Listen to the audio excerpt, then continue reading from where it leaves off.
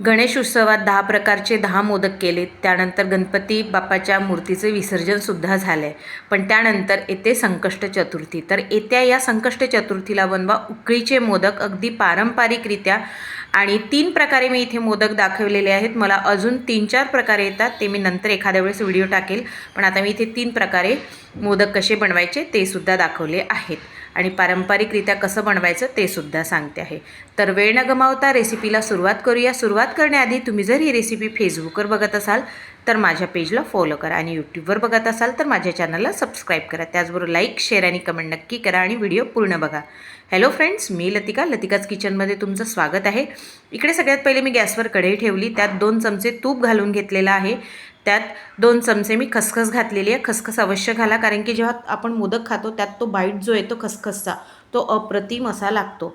त्यानंतर ओलं खोबरं आहे, त्याची मी साल काढून घेतली आणि किसून घेतलं. हवं तर तुम्ही साल काढून त्याला मिक्सरमध्ये सुद्धा बारीक करू शकता, किंवा मग तुम्ही खाऊ पण शकता. तर मी इथे किसून घेतलेला आहे आणि याला आता कढईत टाकले. हा टोटल 4 वाट्या खोबऱ्याचा किस आहे. तर आपल्याला प्रमाण अगदी परफेक्ट घेतलेलं आहे.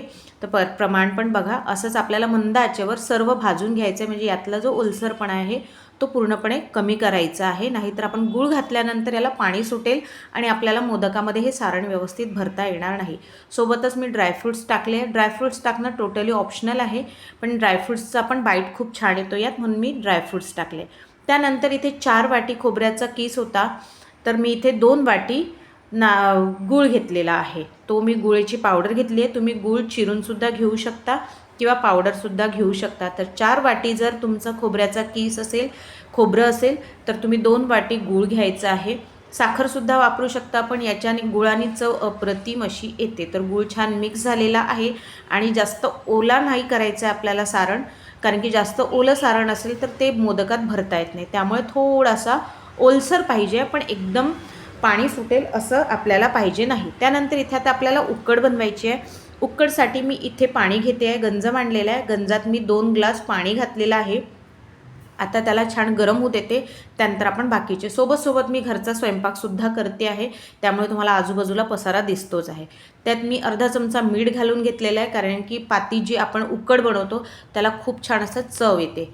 तर मी अर्धा चमचा मीठ घालून घेतलं आहे. त्यानंतर 2 चमचे तूप घातलेलं आहे. तुपाने मोदकाचं जे उकड आहे ती खूप छान मऊ अशी बनते. तर पाणी छान उकळलेलं आहे. आता त्याला मिक्स करून घेते, आणि इथे तांदळाचं पीठ घालते आहे. तर उकळीच्या तांदळाचं पीठ मार्केटमध्ये इझिली अवेलेबल आहे. कुठल्याही ग्रॉसरी शॉपमध्ये जा आपल्याला मिळते, किंवा ऑनलाईनसुद्धा मिळतं. तर मी इथे 5 वाट्या तांदळाचं पीठ घेतलेलं आहे. 2 ग्लास पुरेसे आहे, किंवा मग तुम्ही वाटीचं जर प्रमाण घेतलं तर 4 वाटी पाणी घ्यायचं आहे. 5 वाटी उकडला. 5 वाटी तांदळाच्या पिठाला तुम्हाला 4 वाटी किंवा 3च वाटी घ्यायचं आहे, कारण की कधीकधी तांदूळ पाणी कोणता तांदूळ पाणी ॲब्झॉर्ब करत नाही, किंवा कुठला असा तांदूळ असतो जो पाणी खूप जास्त ॲब्झॉर्ब करतो. म्हणून शक्यतो 3च वाटी घ्यायचं त्याच्यानुसार. तर मिक्स करून घेतलं आहे. गॅस बंद केली आणि 5 मिनटं अशीच उकड झाकून ठेवली, म्हणजे ती खूप छान मुरते. आता 10 मिनटानंतर मी परातीत काढून घेतलेला आहे. खूप छान. मला याला वरतून पाणी घालायची गरज काहीच पडलेली नाही. अगदी म्हणजे कोमट झालेला आहे, म्हणजे ज्याला मी हात लावून मी आरामात याला मळू शकते. आपल्या कणकीसारखं, म्हणजे गव्हाच्या पिठासारखं आरामात मळू शकते. तर याला छान मी मळून घेतलेला आहे. अगदी मऊ अशी उकड झालेली आहे. आता याचे मोदक करायचे. तर मोदक करायला माझ्याकडे खूप सारे मेंबर्स होते. दादा वहिनी पण आले होते, त्यांनी पण मला हेल्प केली. तर दादांनी बघा, ज्याच्या हातात राखी आहे तो दादा आहे आमचा. त्या दादांनी आधी गोळा घेतला आहे, वाटीसारखं करून घेतलं आहे. आणि इथे मी साचे दाखवले आहेत. चमच्याच्या साह्याचे सारखे 3 साचे आहेत, त्याच्याने वहिनी मोदक भरते आहे. आणि दुसरा जो साचा आहे आपला नेहमीचा मिडियम साईजचा मोदकचा साचा, त्याच्याने दादा करते आहे. तर गोळा घेऊन वाटीसारखं भरून घेतलं त्यांनी, आणि वरती आधी हाताच्या साह्याने पॅक करून घेतलेला आहे. आणि त्यानंतर तो त्या साच्यात घालून आरामात हे करणार, म्हणजे या साच्याला व्यवस्थित बघा, व्यवस्थित त्यांनी टाकलेलं आहे आणि वरपर्यंत असं करतोय. साचा पॅक करून घेतला की छान असा आकार येतो, जेणेकरून हे अशा साच्यात जेव्हा भरतात तर खालचा जो भाग आहे भरपूरदा जेव्हा वाफवतो मोदक त्यावेळेस निघून जातं खालचा भाग. तर अशा भरल्यामुळे मोदकाचा खालचा भाग निघत नाही. इकडे चमच्याच्या साह्याने वहिनींनी केलेला मोदक आहे, ज्याला वरती छान मुखी येते. तो पण खूप सुंदर असा दिसतो. त्यातला मी छोटा साईज घेतला होता. बघा किती सुंदर असा मोदक झालेला आहे आणि दादाच्या हातचा सुद्धा मोदक बघा किती छान झालेला आहे. तर या साच्यात जे दादाच्या हातचा साचा आहे त्याच्याने काय होतं, भरपूर व्हिडिओ पाहिले खालचा आणि मी तसे बनवून पण बघितले होते की आधी सारण भरायचं साचा बंद करून आणि त्याच्यानंतर सारण भरायचं आणि वरतून अजून त्याला थोडंसं मोदकाच्या वरचं सारण लावायचं, त्याच्याने खालचा भाग निघून जातो. तर अशा प्रकारे नक्की करा. तिसरी पद्धत म्हणजे वहिनी बघा, वहिनीने केली आहे, गोळा घेतला, पाती केली आणि अशा कळ्या करून घेतल्या आहे. म्हणजे तुमच्याकडे साचा नसेल तरी तुम्ही कळ्याच्या साह्याने अशा हातावरच मोदक करून घेऊ शकता. अजून मला 3 ते 4 प्रकारे वेगवेगळ्या प्रकारे उकळीचे मोदक करता येतात. तर तुम्हाला हवं असेल तर मला नक्की कमेंट करा, मी ते पण व्हिडिओ घेऊन येणार.